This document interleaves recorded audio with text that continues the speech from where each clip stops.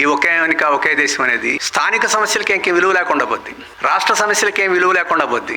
ఒకేసారి ఒకే ఎన్నికలు అన్ని దేశం జరిగితే దేశంలో ప్రధానమైన సమస్య ఏదైతే వస్తుందో దాని మీదనే ప్రచారం అంతా జరుగుద్ది. మన ఓట్లన్నీ దాని మీదనే నిర్ణయించుకోవాల్సి వస్తుంది.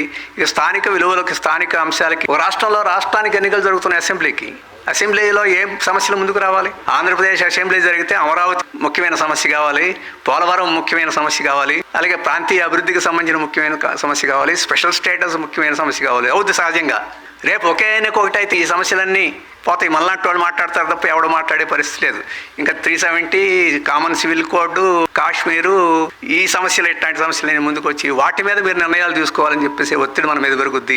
ఇక స్థానిక సమస్యలన్నీ పక్కకు పోతాయి. పంచాయతీకి కూడా ఆల్ ఇండియా సమస్యలని ఓట్లంటే అట్లా పంచాయతీలు ఎవడు సర్పంచ్, ఎవడు కాదు, ఎవడు మంచివాడు వాడికి ఓట్లు వేయాలి.